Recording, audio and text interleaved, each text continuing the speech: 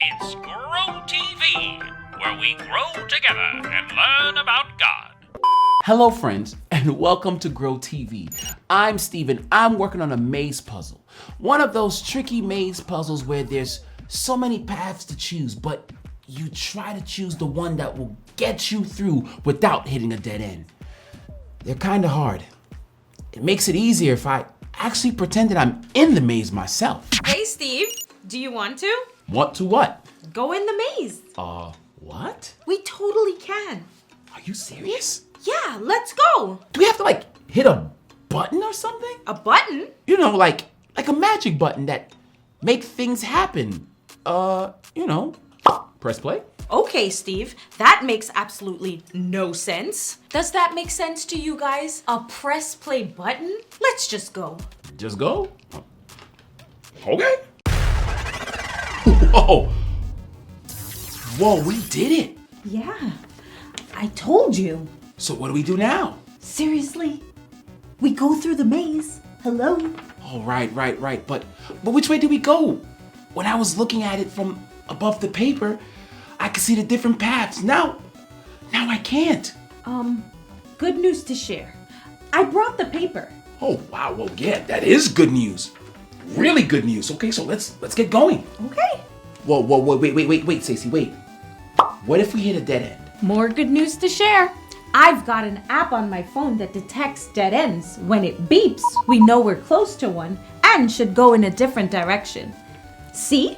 Let's go this way instead. So cool. All this good news to share. Stacey, I am so glad you're here. Well, what can I say? I'm a natural-born surveyor and distributor of good news. Well, maybe not. But I do love to share good news.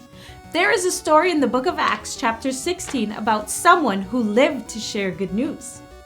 A guy named Paul, who was also known as Saul, traveled with some of his friends to tell people about Jesus. The good news. Right. And God's Spirit told them where to go and where not to go. And one day, God's Spirit led Paul to the land of Macedonia. You see, Paul had a dream from God. And in the dream, a man in Macedonia begged Paul to go there and help them. Help them with what? Well, Paul had an idea, but it really didn't matter.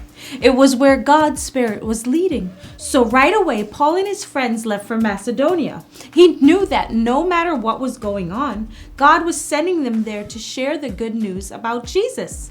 In Acts 16:10, it says, after Paul had seen the vision, we got ready at once to leave for Macedonia, concluding that God had called us to preach the gospel to them. What a maze of life. Just listening to God and going wherever God leads and sharing the good news of Jesus wherever they ended up. Yes, and it wasn't easy. It took a while to get there. They had to sail on a boat and travel by foot until they finally arrived in Macedonia.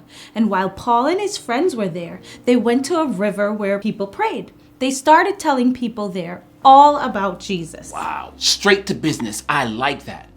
Speaking of, are we headed in the right direction? No beeps. So yes, we're good. Ooh, more good news. One of the people there was a woman named Lydia. Lydia listened closely to what Paul was teaching, and after hearing about Jesus, she decided to follow Jesus too. In fact, her whole family got baptized to show that they were going to follow Jesus from now on. And in Acts 16:15 it says, when she and the members of her household were baptized, she invited us to her home. If you consider me a believer in the Lord, she said, come and stay at my house. And she persuaded us. Wow. So it seems that God led Paul and his friends all this way so that they could meet Lydia and her family. It seems that way, doesn't it? God was making sure the good news made it everywhere and to everyone. That was Paul's mission, to tell as many people as he could about Jesus. And actually, that's our mission too.